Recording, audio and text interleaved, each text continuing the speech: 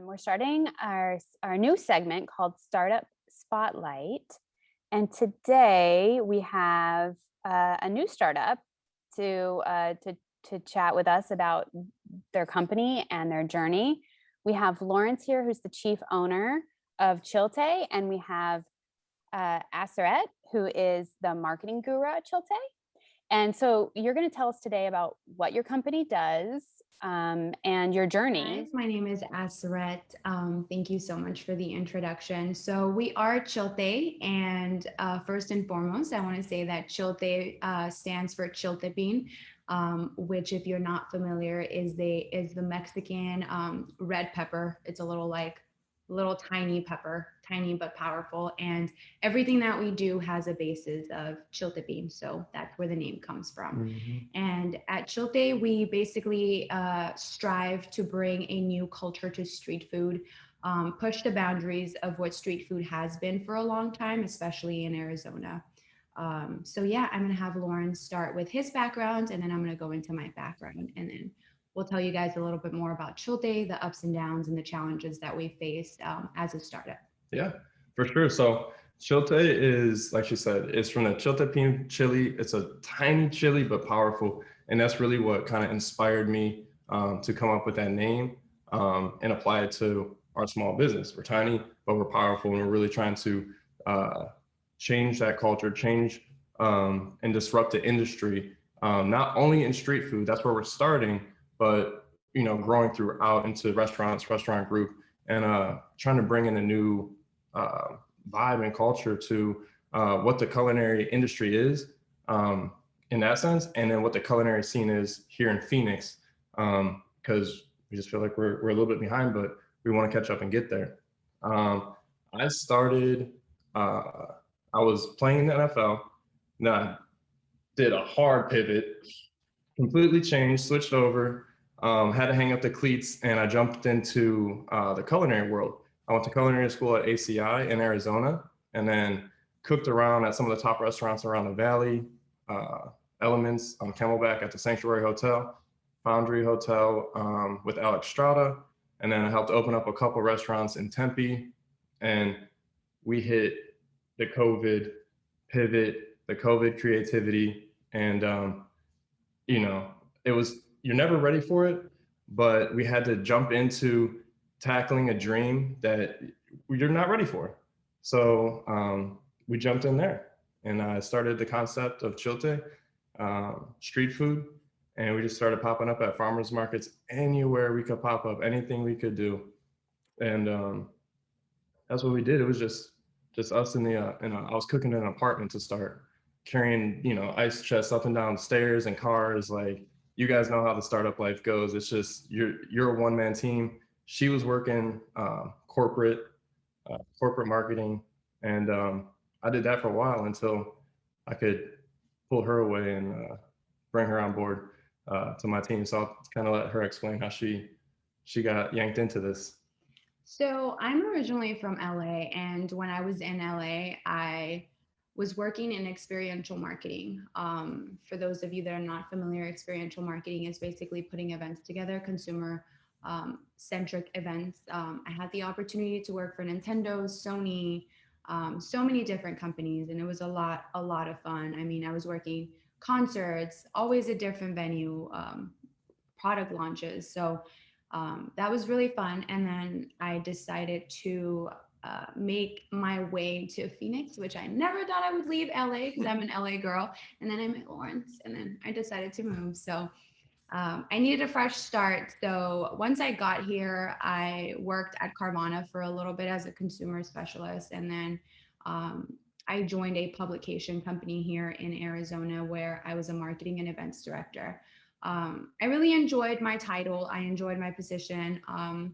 I've always been very outgoing and consumer centric. I think LA really taught me and experiential events really taught me the importance of putting customers first and really creating that consumer and brand engagement. Like, people don't buy what you do, they buy why you do it. So as I was working, I was one of the lucky ones that still maintained my job while COVID was happening. So I was very fortunate, but Lawrence and I had a vision, clear vision and a dream from the very beginning. And we wanted to start our own company, our own vision, work for ourselves, and really propel the business forward. And at the time, it was just Lawrence doing all the work. So I made a very difficult decision to leave my position as an events director. It was a very difficult decision because growing up, um, I was always told that it was important to maintain like stability or follow the track that or the course that everybody else does. You know, like corporate. I was the first one in my family to graduate from college, UCLA. If there are any Bruins here, so I carried that like weight, of making my family proud, making carrying that name. Like I made it. I'm in corporate America. And it was very difficult. I didn't want to leave, but at the same time, I knew that it was now or never. I was reading books at the time where they talked about like the greatest success stories start with a risk. Like you don't have any plans in place or any backup. You just go for it. And yeah, I decided to join Lawrence, and we started doing it full time. Mhm. Um, Full time. Full time. Because you guys know how it is. You Yeah. leave the 9 to 5 for 24/7, all day, all night. Wake up on the toilet, on your emails, everything. It's all day. Yeah, for sure. So you left that. I left the 9 to 5, and I'm like, oh, cool. Like I get to work for ourselves. I get to work, with Lawrence. And yeah, I left the 9 to 5 and I started working 24/7. But it has been a very rewarding, very amazing journey. I think we both bring unique and powerful perspectives into the business. We are small but very mighty. We are just in a booth right now, but we're currently working on our trailer. We have a big vision for Chilte, and slowly but surely building from the ground up. Not so slowly, a little Yeah. too fast. Yeah, that's Because true. to kind of jump into like now that you know our backgrounds a little bit, with Chilte, we hit the ground running. We hit the ground. The one restaurant I was in closed, the other restaurant I was chefing at got sold. So I was just like instantly like, what am I doing? Started creating the concept, got all the paperwork done while the beginning of the COVID lockdown, well, even the what was it, like the BLM lockdowns and all that stuff, the riots, the protests.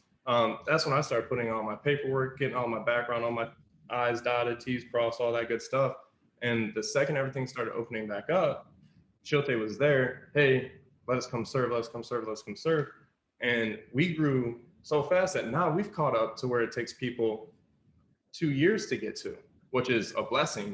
It's a blessing, but we've got designer eye bags for it. So we got caught up to them, and now we're really starting to feel the struggle of the pandemic, because to keep growing, we've hired employees to keep growing because we're overly ambitious.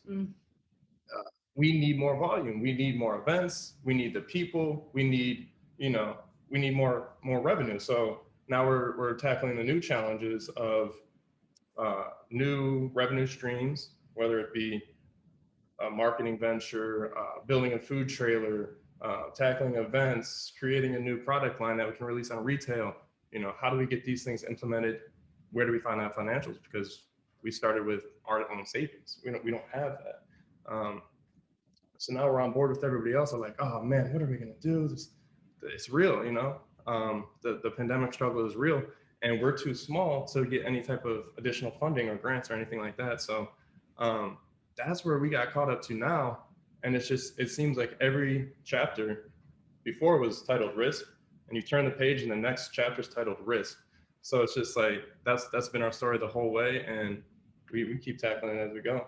And I think part of our challenge, like working corporate or working for someone else, you get like a blueprint of job expectations, like what the proper steps and how the company works there. But here, it's just there is no blueprint for what we're doing, and especially for our vision and what we're trying to do with Chilte. There is no blueprint to follow. There's no like proper steps, because everybody's journey, as some of you guys may be familiar with, is so different. Like every day, every hour, every minute looks so different. And on top of, we are in a relationship, and we have to balance like our relationship and our business relationship, which I think has been a challenge, but we've been able to manage and continue the vision of Chilte is a priority right now, more than anything else, more than any other visions we might have right now. But yeah, it's just there's no blueprint. I mean, we've had to teach ourselves taxes, HR. We are HR. We are accounting. We are logistics. We are the food runners. Lawrence and I, like right after this, we have to run to the store, pick up all of our orders, then go to the commissary kitchen. Which shout out to Local First Arizona, because they have been a huge part of allowing us to grow. We getting a lot of small businesses off the ground. Yeah.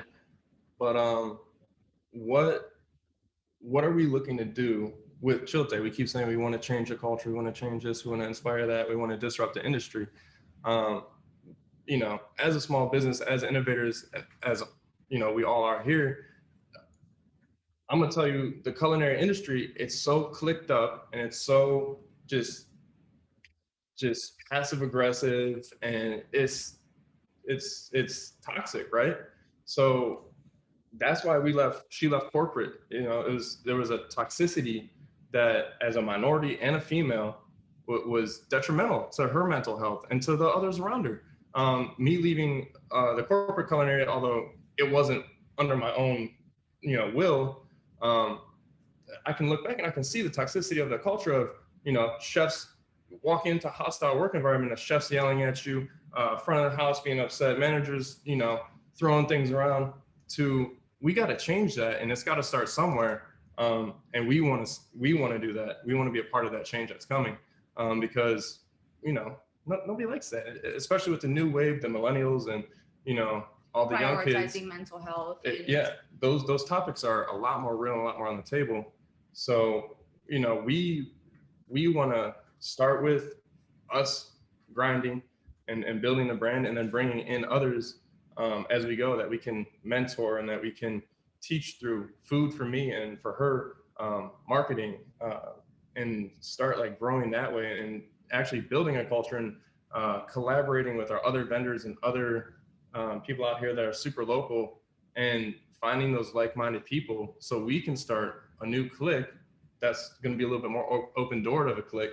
So all inclusive, so we can really start changing the industry and the cultures out here in Phoenix, no matter how big or how small. And not just Phoenix, because we are, again, very ambitious, and we want to be able to have like a trickle effect on the culinary industry, or whatever our next endeavor after Chilte might be, like building a restaurant group that promotes like inclusivity and like is sensitive to being a female in a male dominated industry, and a minority, because I think corporate or certain like businesses or career paths aren't specifically like geared toward people of color or minorities. So I think that's very important for us, and what we're proud of establishing and pushing with Chilte, really mentoring, like he said, really wanting to be mentors for other people. I mean, we're not where we want to be yet, but we do try to mentor, with the marketing that I know.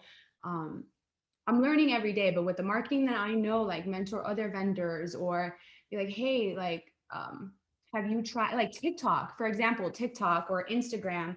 I think for a lot of small businesses, what we've come across is that they're not utilizing their marketing as effectively as they should. So our goal is to just be mentors and teachers, and really help other people that are trying to build their dream as well. So I think we were all over that with that, our vision, but we are very passionate about over with the we are very passionate with our vision and with Chilte.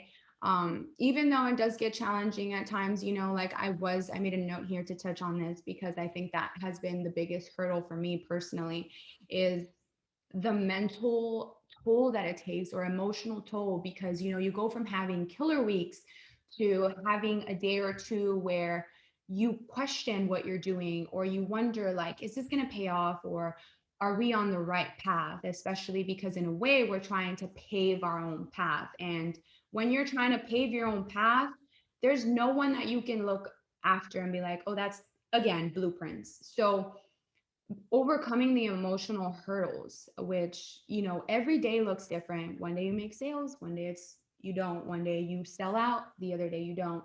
So that has been something that's been very challenging for me, but I keep reminding myself why we started and why we keep pushing for it. And it's truly because, we want to be the people that change and change the course of this industry, not in any other industry, really. Yeah. Yeah. So yeah, the emotional hurdles that come with the business. We have a number of questions. Do you want to hop into them? Yeah, let's Of go. course, let's do it. Okay.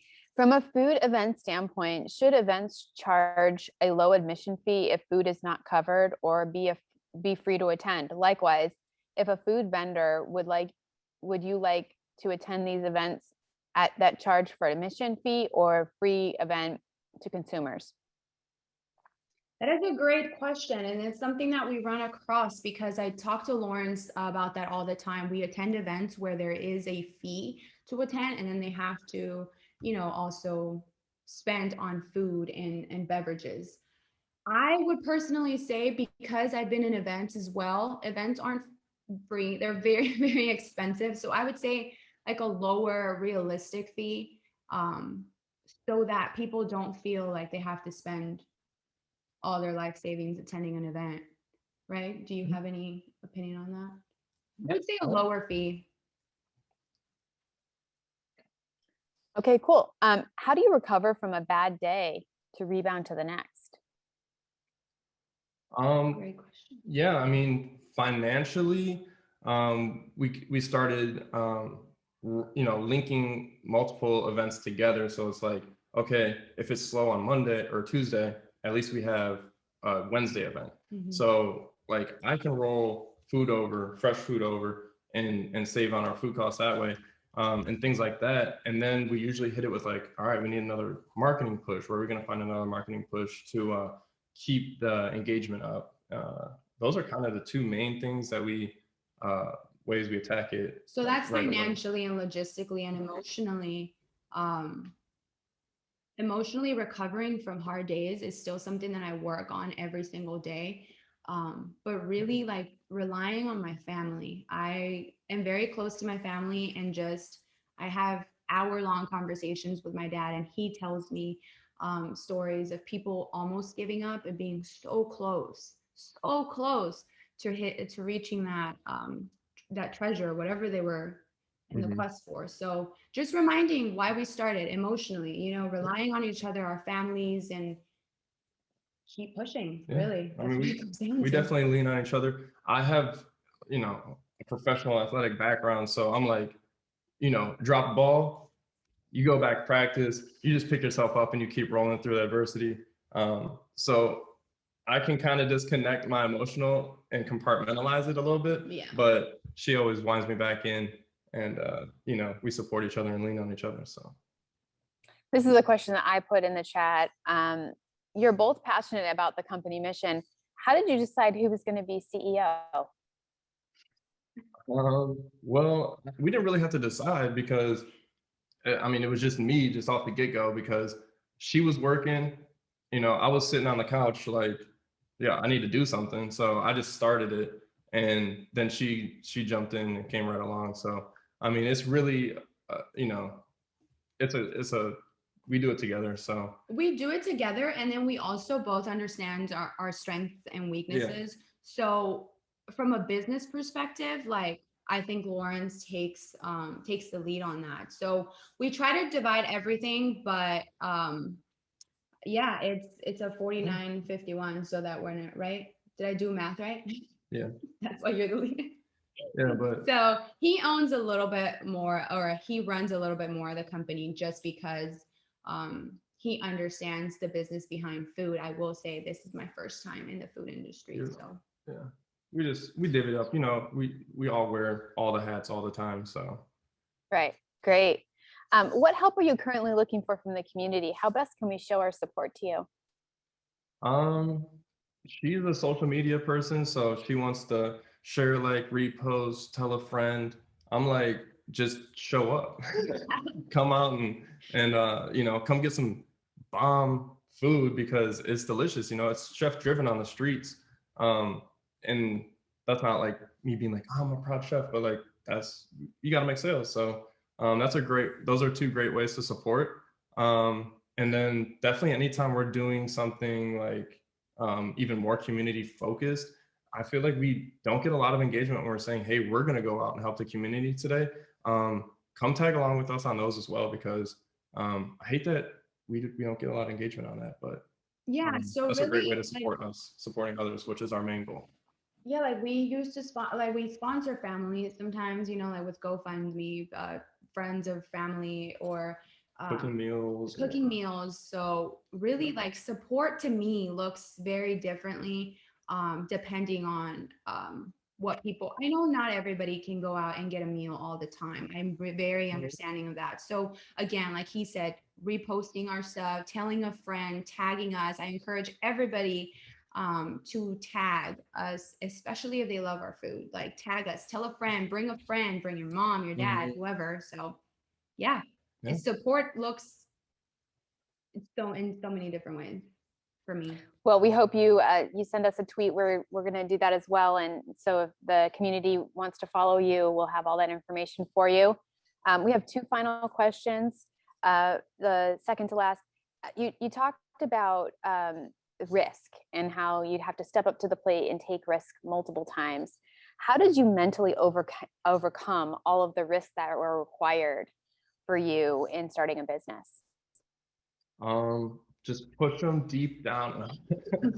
No, I guess I attack them very like logically, very like, you know, this is what we do. This is what it is, break it down. This one, prioritize it. This risk isn't on the table right now. We can't think about that yet. Let's tackle this one that's in front of us. And then like I'll just sit and do logistics all day. Like I would just find a way to make it, you know, to mitigate that risk down to as little as possible. And then eventually being like, it's worth taking, whether it's financially, emotionally, creatively. But yeah, that's kind of how I go about it. She absolutely despises risk. So she's just like, lets me say, this is where we're going. Yeah, which is, it's funny owning a business because you think you're like a risk taker, and then it comes down to making this financial risk, a huge financial risk. And you got to really sit down, and the way I overcome them is being realistic and also understanding that nothing is really a guarantee, you know, just remember why you started. Always go back to that. Remember why you started. Awesome. Last question. What was one thing that you didn't expect to happen, but it did? That's a tough one. Okay, so what I didn't expect to happen is we continuously like push what street food has been. Like, for example, really quickly, because I know we're running out of time. Last month we had a menu that consisted of chicatanas, which are ants from Oaxaca. Traditionally, they're consumed in Oaxaca. So we incorporated that into our menu. So I guess it's surprising, like how many people, like our people that follow us have just trust us now, right? Like, yeah. I really did not expect people to come and not read the menu. And they're like, I trust you guys. Everything I've had is really good. So I'll try it. But that's on a very like smaller scale, yeah, I would say. Didn't expect that to happen. Didn't expect people to be sending death threats over menu items either. Yes. So yeah. So that was very unexpected. That's more just like, you know, with what we do, unexpected. Business wise, I don't really know. I think you have to explain that a little bit more though. Oh, the death threats thing? Yeah, we put a menu item out there. It was like, a strong fusion between like African cuisine and Mexican. Hispanic cuisine, and it just went viral on TikTok, and people like the African, like true Community African and community Mexican was like, community. they were not having it. Questioning our identity. Yeah. So I think we didn't expect to create such controversy over celebrating food and bringing our passions together and meshing two cultures together. So yeah, Mhm. we didn't expect that, and it happened, but we overcame it. And Yeah, we had to take like 2 weeks off. Yeah. I mean, it was emotionally taxing, and people were talking, they were sending pictures and sending our location. People were coming. I was like, damn. yeah, so Wow, how terrifying. Yeah. So Was the pandemic good for you? In a way it Seafood? was, because we started at the beginning of the pandemic, and being so small scale that it was something that was manageable for us, and we were able to like just keep it rolling and snowballing. And as things opened up, we were ready to keep growing with it. Right. And like I said, we caught up to, you know, where everybody else is at kind of now of, oh my God, where are the people? You know, and now things are even opening up again more, and it's like now they have a million options. So it's like, oh my God, where are the people? They're everywhere now. So it's a whole new thing for us to navigate. Mhm. Great. Thank you so much, Aseret and Lawrence, co-founders of Chilte. Thank you for your time. Thank you for explaining to us your journey. And we hope you continued success. Be well. Thank you you so too. much. Yes, take care.